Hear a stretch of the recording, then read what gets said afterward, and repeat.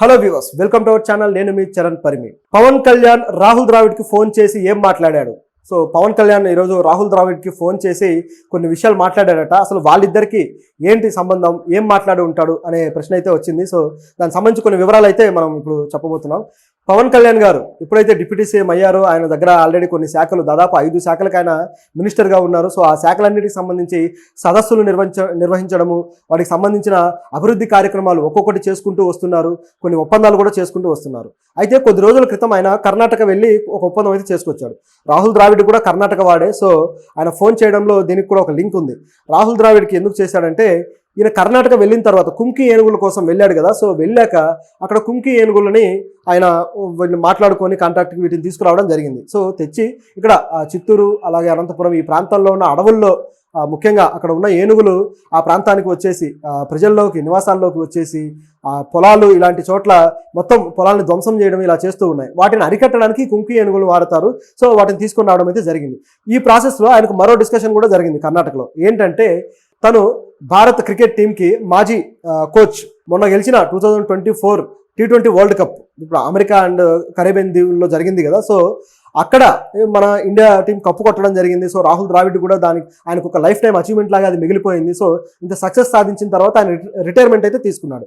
So ఇప్పుడు ఆయన ఇంట్లోనే ఉన్నాడు.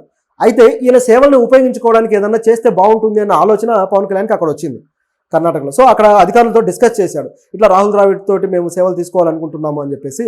సో దానికి వాళ్ళు కూడా పాజిటివ్గా స్పందించారు. సో ఇప్పుడు రాహుల్ ద్రావిడ్ తోటి ఆయన ఒక చర్చ అయితే చేశారు. ఏంటంటే, మీరు మా రాష్ట్రానికి వచ్చి మేము కొన్ని శిక్షణా శిబిరాలు పెడుతున్నాము. సో అక్కడ మీరు మా ప్రజలకి, మా ఎవరైతే స్పోర్ట్స్ మెన్ ఉన్నారో క్రికెటర్స్, వీళ్ళకి ట్రైనింగ్ ఇవ్వండి అని చెప్పేసి రాహుల్ ద్రావిడ్ని అడిగాడట. సో దానికి రాహుల్ ద్రావిడ్ కూడా సరే నేను ఇస్తాను అని చెప్పేసి పాజిటివ్గా స్పందించడం జరిగింది. నిజానికి రాహుల్ ద్రావిడ్ ఇప్పుడు రాజస్థాన్ రాయల్స్కి గతంలో కోచ్గా చేశాడు. ఆ తర్వాత ఇండియా టీం కోచ్గా వచ్చాడు. సో ఆ తర్వాత మళ్ళీ ఇప్పుడు రాజస్థాన్ రాయల్స్కి కోచ్గా కూడా ఆయన్ని సెలెక్ట్ చేసుకోవడం జరిగింది. సో ఆయనకు ఆల్రెడీ కోచింగ్ బాధ్యతలు ఐపీఎల్కి సంబంధించి ఉన్నాయి. అయితే ఈ క్రమంలో ఇప్పుడు ఐపీఎల్ అయితే లేదు కాబట్టి మళ్ళీ ఆ కోచింగ్, ఆ శిబిరాలు స్టార్ట్ అయ్యేసరికి కూడా చాలా టైం పడుతుంది కాబట్టి దాదాపు 6 నెలలు టైం ఉంది. సో ఈ టైంని ఉపయోగించుకొని ఇక్కడ రాహుల్ ద్రావిడ్ ఒక ప్లాన్ అయితే చేయబోతున్నాడు.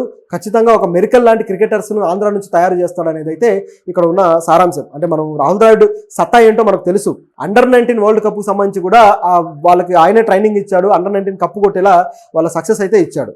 ఆ తర్వాత ఈ టీమిండియాకి వచ్చాడు. ఇక్కడ వరల్డ్ కప్ సక్సెస్ అయితే దక్కలేదు, కానీ one day world cup, T20 world కప్కి అయితే సక్సెస్ ఇచ్చాడు. సో తర్వాత రాహుల్ ద్రావిడ్ వెళ్ళిపోవడము, గౌతమ్ గంభీర్ రావడము. ఆయన వచ్చిన మొదటి సిరీసే శ్రీలంకలో జరిగితే దాన్ని ఆయన ఫ్లాప్ అయిపోయాడు. సో అంటే సిరీస్లో ఇండియా ఓడిపోవడం, అది కూడా ఇండియా కన్నా తక్కువ ర్యాంకింగ్లో ఉండి పెద్ద పర్ఫార్మెన్స్ లేని శ్రీలంకతో ఓడిపోవడం అనేది ఆశ్చర్యకరంగా మారింది. పైగా గౌతమ్ గంభీర్ స్ట్రాటజీస్ మీద కూడా కొన్ని విమర్శలు అయితే వచ్చాయి. సరే, ఇది ఒక విషయం. అయితే ఇక రాహుల్ ద్రావిడ్ ఆంధ్రాలో మరి శిక్షణ శిబిరాల్లో కోచింగ్ ఇవ్వబోతున్నాడు కదా. దీంతో పాటు మరిన్ని శిక్షణ శిబిరాలు కూడా రానున్నాయి. కేవలం క్రికెటే కాదు, విశాఖలో జావలిన్ త్రోకి సంబంధించి ఒక శిక్షణ శిబిరం అయితే ఏర్పాటు చేయబోతున్నారు.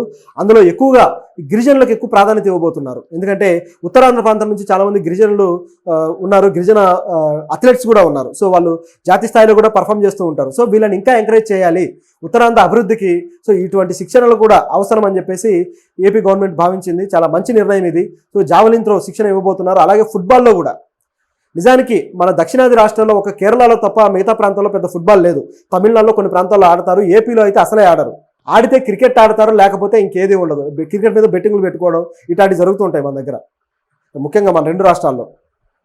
సో ఇప్పుడైతే ఒక సీరియస్గా క్రికెట్ మీద దృష్టి పెట్టడానికి రాహుల్ ద్రావిడ్ వచ్చారు. అలాగే జావలిన్ త్రో కూడా శిక్షణ శిబిరం ఏర్పాటు చేయబోతున్నారు. ఇక ఫుట్బాల్ కూడా ఏర్పాటు చేయబోతున్నారు. సో ఇక్కడ ఫుట్బాల్ నుంచి మంచి మెరికల్ లాంటి అథ్లెట్స్ వస్తే బాగుంటుంది, స్పోర్ట్స్ మెన్లు. ఎందుకంటే ఇండియన్ ఫుట్బాల్ టీం నానాటికి తీసికట్టుగా తయారవుతుంది. ఫుట్బాల్ టీం కెప్టెన్, మాజీ కెప్టెన్ సునీల్ ఛెత్రి కూడా రిటైర్ అయిపోయారు.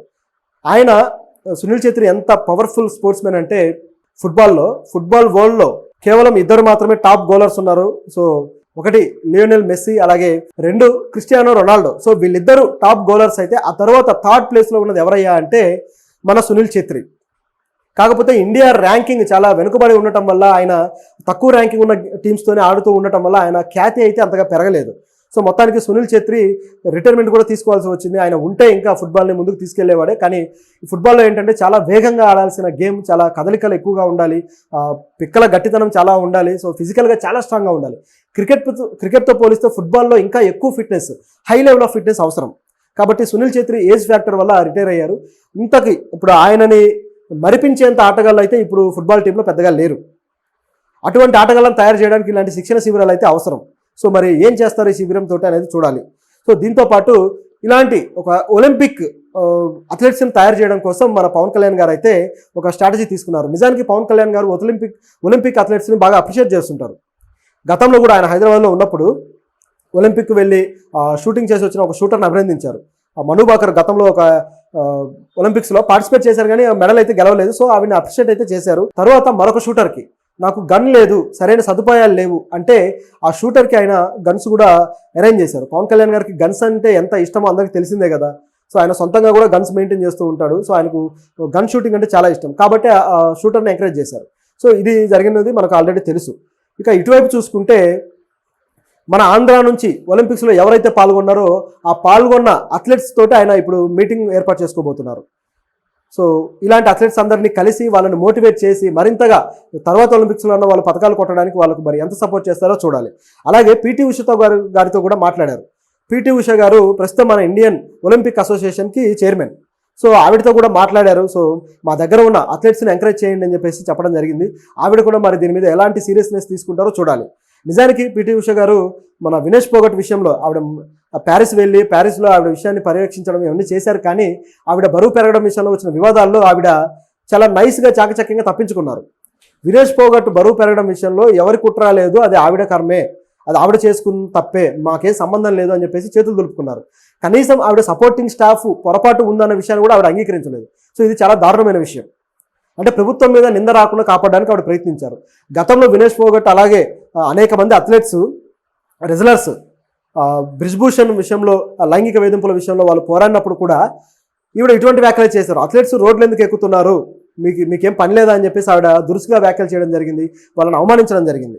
సో మరి ఇప్పుడు ఆవిడ మరి ఎంత బాధ్యతగా పనిచేస్తారన్న క్వశ్చన్ అయితే ఉంది.